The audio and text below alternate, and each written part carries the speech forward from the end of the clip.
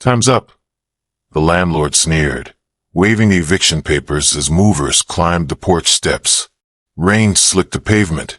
Phones rose from every corner, and Eleanor clutched the brass key to her chest like a lifeline. Walter braced his cane, refusing to step aside. Then, a horn split the silence. A black sedan stopped hard at the curb. Out stepped a woman in a navy suit, documents flashing. Behind her, a military jeep rolled in, a uniformed figure emerging.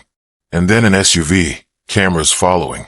The crowd gasped, whispers swirling. Who were they? And why did the landlord suddenly pale? The porch light flickered once as the children formed a wall around their parents. What happened next would turn the whole block upside down. Before we go any further, we'd love for you to hit that subscribe button. Your support means the world to us, and it helps us bring you even more powerful stories. Now let's begin. Leave from this house. Walter's laugh came out thin and tired, the kind that carried dust. He steadied the mug, a small tremor in his hand, and set it beside Eleanor's pillbox. She adjusted her cardigan at the shoulder, blinked twice to clear the morning blur, and pulled a worn ribbon from her pocket. At the end of that ribbon hung a brass house key, smooth as river stone. She pressed it to her palm like a prayer. The little bungalow smelled of lemon oil and old books. Sunlight slid across framed photos on the mantel, catching one in particular. 3 pale kids with gap-toothed smiles standing between a younger Walter and Eleanor. Adoption day. The memory still had heat. Eleanor exhaled slow. We built a life here, she whispered. Every wall remembers. A car crept past the window, slow enough to be rude. Victor Holloway again. He had a habit of circling, tapping notes on his phone, pretending to check gutters or count cracks in the driveway. The neighbors pretended not to watch, but curtains twitched. He's back, came a soft comment from the sidewalk. He wants that lot. Another voice lower. Old folks won't last the winter anyway. The words hung like cold breath. Walter eased onto the porch swing. The chain squeaked. He rubbed a scuff on his shoe, failed to buff it out, tried again. Small stubbornness. Across the hedges, Victor lifted a camera to eye level. Morning, he called, too bright. Lease terms are clear. Market's changed. So have your rights. He smiled without showing teeth. Rights don't change with prices, Eleanor said. She stood, spine straightening like a line drawn by hand, and tightened the ribbon around the key. Her voice stayed gentle, but there was grit under it. You served notice. We appealed. You know that. Victor's clipboard clicked. Appeals expire. Deadlines pass.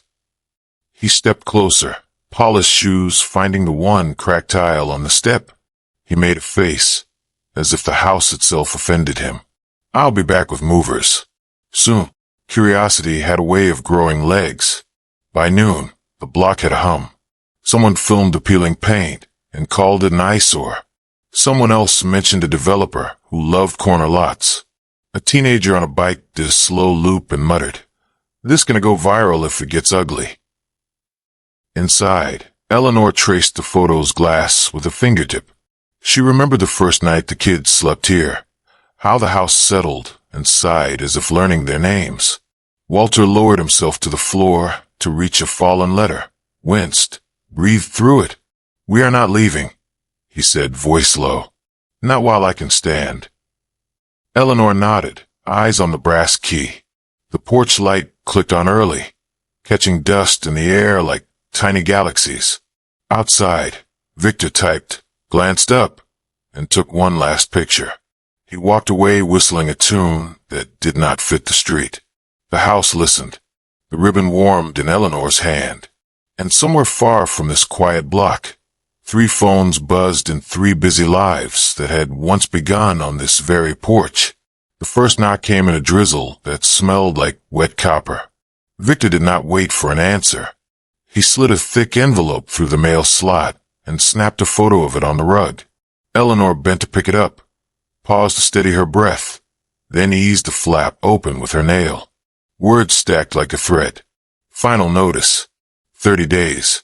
Walter read twice, lips moving. He tucked the letter under a cookbook, as if paper could hide inside flour and butter. Appeal is still pending, he said, voice thin.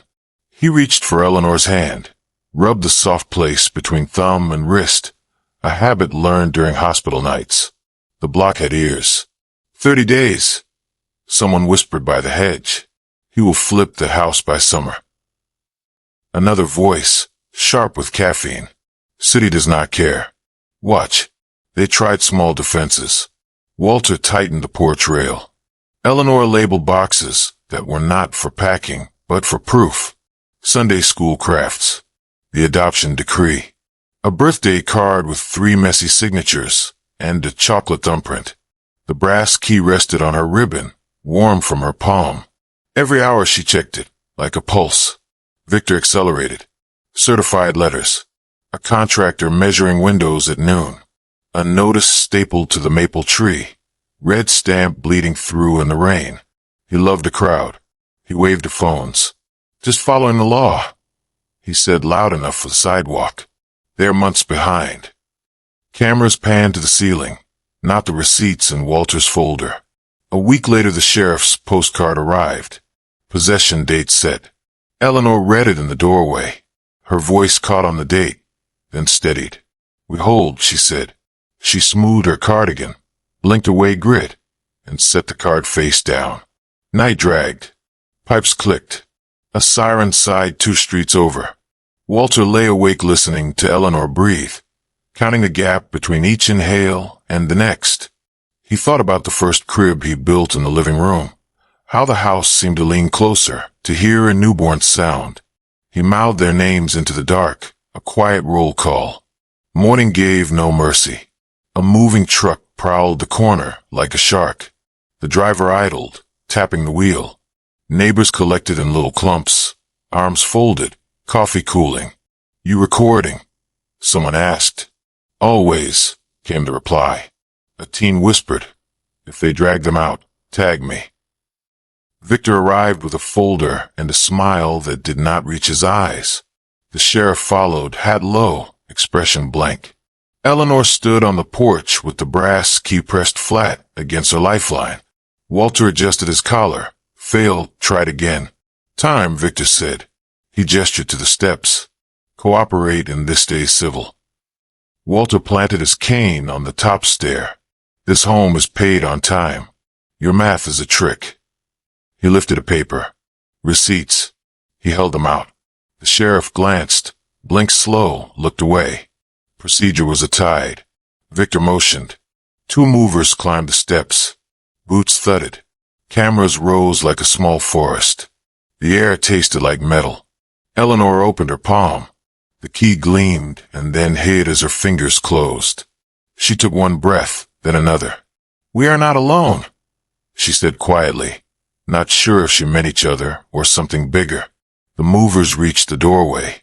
A horn sounded at the corner, low and steady. Heads turned. The truck driver straightened in his seat. A door slammed somewhere nearby. Quick and sure, and the crowd shifted toward the sound. The horn echoed down the street, long and deliberate, cutting through the nervous hum of bystanders. Phones pivoted toward the corner just as a sleek black sedan glided into view, tires hissing against wet asphalt. Its headlights swept across the gathered faces before the car eased to a stop directly in front of the Brooks home. The back door opened, and out stepped Sarah, tall, steady, her navy suit still sharp despite the rain. She adjusted the strap of her briefcase, blinked once against the drizzle, and smoothed her blazer sleeve with practiced precision. The crowd leaned forward. Someone whispered, "That's a lawyer." Another voice added, "She looks expensive." Sarah didn't look at them. Her eyes locked on her parents standing on the porch. Eleanor's fingers curled tight around the brass key. Walter's cane braced firm against the top step. She drew in a breath, held it for a beat, and crossed the lawn with deliberate calm. The sheriff half-turned, surprise flickering in his eyes. "Hold the eviction," Sarah said, voice clear enough for the block to hear. She pulled papers from her case, pages shielded in plastic sleeves, stamped with the bold red of injunction. Filed this morning. You can't move them. Not today. Not tomorrow. She handed the packet to the sheriff with a faint smile that didn't quite reach her lips. Victor's smirk faltered. This is harassment. Stalling tactics, he barked, though his voice cracked at the end. He dabbed his forehead with a folded handkerchief, eyes darting toward the growing crowd. Before he could gather himself, another sound cut in. Deep, mechanical, steady. Heads turned as a green military jeep rolled into the block, its tires crunching over puddles. Neighbors edged back instinctively. From the driver's side stepped David, his posture rigid, shoulders squared beneath his officer's uniform. The metals pinned to his chest caught the dull light, gleaming sharp. He paused, adjusted his belt, then walked forward, boots clicking against the pavement. His gaze swept over Victor, then the movers, then the sheriff. He spoke quietly, but his voice carried. Evicting seniors under fraudulent grounds qualifies as elder abuse. It's not only a civil matter, it's criminal. You really want this on record? The sheriff shifted uneasily. The movers lowered their boxes to the ground, avoiding eye contact. Gossip rippled. That's their son. Military. Oh, this just changed. Victor stammered. You can't just show up in costume. But his words cut short as a third vehicle arrived. This time, a glossy black SUV that pulled attention like gravity. Its tinted windows reflected the crowd until the door opened and Michael stepped out, phone already to his ear. He wore no uniform, no suit, just dark jeans, a tailored coat, and confidence that turned heads. Behind him, two men with cameras followed, their equipment unmistakable. Press, someone murmured, tugging at a friend's sleeve. He brought press. Michael hung up his call, smirked faintly, and gestured toward the cameras. Funny thing about markets, he said, his voice smooth. Developers love publicity until it looks like bullying old folks. Guess who's trending right now? He pulled a folded document from his coat, crisp and clean. And just so we're clear, Victor, I closed on the note to this property yesterday. Mortgage is mine, which means, technically, he tilted his head, eyebrow raised. You're trespassing. Gasps tore through the crowd. Phones tilted higher, capturing every blink, every twitch. Victor's handkerchief slipped to the ground. He bent to grab it, fumbled, cursed under his breath. On the porch, Eleanor exhaled a sound between a sob and a laugh. She pressed the brass key flat to her chest, the ribbon trembling. Walter blinked hard, wiped at his eyes with the back of his hand, and leaned heavier on his cane. The street had shifted. What began as eviction now pulsed with spectacle. Neighbors whispered, "Are you seeing this?" Someone muttered, "They raised those kids right." The teen on his bike whispered into his phone, "This is going viral for real." Victor opened his mouth to argue, but no sound came.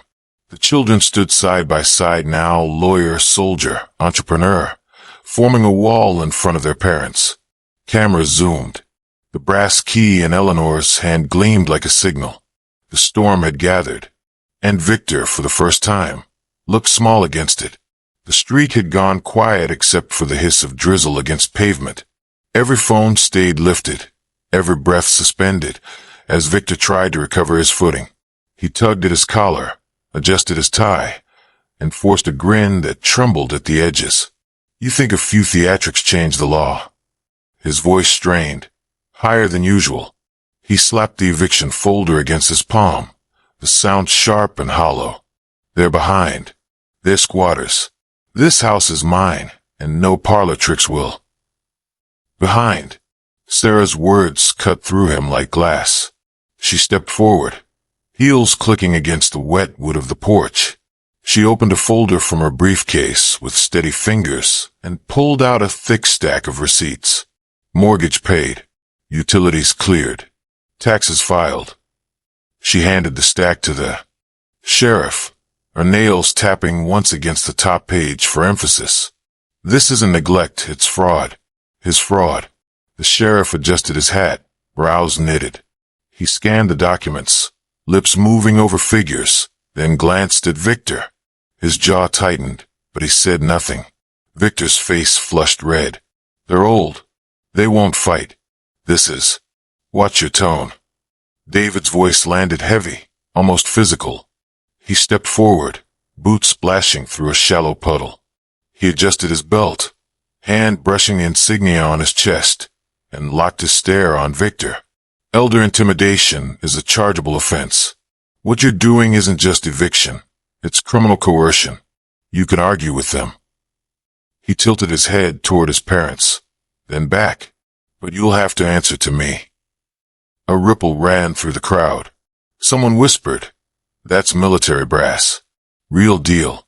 Another voice, "He's finished."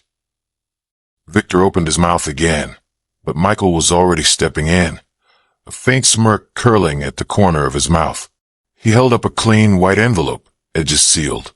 "And in case you missed my brother and sister's point, I'll make mine simple." He pulled the document halfway free, the embossed seal catching the camera light. "I own this property now. Mortgage. Title. Note. Paid in full." He let the words sit, let them soak into the gathering silence. "You're no landlord here, Victor. You're loitering." Gasps broke across the street like a wave. A woman clapped her hand to her mouth. The teen on his bike nearly dropped his phone. Someone laughed, a short, nervous bark. "Loitering," they repeated, shaking their head. Victor staggered back a step, his folders slipping from his grip. Papers fanned across the wet sidewalk, ink bleeding. He bent to grab them, but his hand shook. When he looked up again, his smile had vanished. Eleanor stepped forward slowly, leaning on Walter's arm. She raised the brass key, the ribbon dangling, and held it up like a small, glowing torch. Her voice, though quiet, carried down the block. "This key has opened that door for 40 years. No one, not threats, not money, not greed, will take it from us." The crowd erupted cheers, claps, murmurs. Phones tilted higher, capturing Eleanor's trembling hand, Walter's steady arm, and the three children standing like a shield before them. The drizzle glittered under porch light, falling soft but relentless. Victor tried one last time, voice raw. "This isn't over." "It is." Sarah's interruption was surgical. She nodded toward the sheriff, who had lowered his clipboard and closed the eviction file with deliberate finality, effective immediately. Victor's mouth opened, but no words came. The cameras caught every twitch, every blink, every crack in his mask. He turned sharply, almost tripping on the step, and stormed toward his car. The crowd parted just enough to let him through, their whispers following him like a swarm. As his taillights disappeared, Michael slid his phone back into his pocket. David exhaled through his nose, and Sarah closed her case with a snap. They turned together, not to the crowd, not to the sheriff, but to Eleanor and Walter. The porch light flickered once, then steadied. And in that glow, the Brooks were no longer alone. Their children had turned a nightmare into a reckoning. The power had shifted. The landlord was nothing but a ghost walking away. The rain eased into a mist, softening the edges of the crowd. Phones were still raised, recording, but now the air carried a different sound. Claps, whistles, even a few voices calling out the Brooks name. The eviction that was supposed to humiliate them had flipped into something else entirely, a spectacle of loyalty. Eleanor lowered the brass key into her palm and kissed it lightly, her lips trembling. She turned it in her fingers until the ribbon brushed her cheek. Walter steadied her with one hand on her back, blinking hard behind thick glasses. The swing on the porch creaked faintly in the wind, the same swing where they had once cradled babies who grew into the very people now guarding them. Sarah adjusted her blazer, damp at the shoulders. She gave her mother a half-smile, something small and private, then lifted her chin at the cameras. Fraud exposed. Case dismissed. Eviction blocked. Her voice carried with calm authority, but her hand reached back, squeezing Eleanor's fingers for reassurance. David unbuttoned the top clasp of his uniform jacket and exhaled, finally letting his posture ease. He glanced over at his father, gave a single nod. "He won't be back," he said. "Not with charges pending." His tone was matter-of-fact, but there was a quiet fury under it, the kind that came from seeing his parents cornered. Michael, meanwhile, pulled the deed from his pocket and placed it into Walter's hands. "It's yours," he said softly, though the cameras tried to catch every word. "No mortgage, no loopholes. No one touches it again." Walter's fingers trembled over the document, tracing the embossed seal. "You bought this for us." His voice cracked, rasping from disbelief. Michael shrugged, though his eyes shone. "For family. You gave us a home when no one else would. We're just returning the favor." The crowd stirred, neighbors, once skeptical, now nodding, whispering things like, "Raised them right. And blood don't matter. Look at that loyalty." A boy on a bike muttered into his phone, "Whole street just witnessed history." The sheriff tipped his hat, face set in a mix of shame and relief, then turned away, leaving Victor's abandoned papers bleeding ink into the wet pavement. Eleanor pressed the key into Walter's hand, closing his fingers around it. "We started with this key," she whispered, "and it ends with us keeping it." Her eyes glistened, her chest rising in sharp little breaths. The children drew closer, forming a small circle at the foot of the porch. Neighbors watched as the Brooks family stood together, shoulder to shoulder, as if welded by something deeper than blood. The porch light glowed steady now, painting their faces gold against the dark street. Somewhere, someone whispered, "That'll be on the news tonight." Another voice replied, "Should be. People need to see this." Eleanor leaned into Walter's shoulder, her cardigan damp, her ribbon wet but unbroken. "We're safe," she said. The brass key caught one last glimmer of light, shining not just as a lock's tool, but as a symbol of home, of memory, of a love that had raised children strong enough to shield them. And with that, the crowd began to thin, whispers trailing down the block. The Brooks stood still together, as if letting the moment settle into the very walls of the house. For the first time in months, they breathed easy. The landlord had wanted them erased. Instead, the story had been written, etched into the neighborhood, cameras, and the hearts of everyone watching. The home was theirs. The fight was over, and legacy, at last, was secure. If this story gripped you, imagine how many more untold battles like this are happening right now. Don't let stories of loyalty, justice, and unexpected power go unseen. Hit subscribe, tap the notification bell, and share this video so more people can witness how the tables turn when family and truth step in.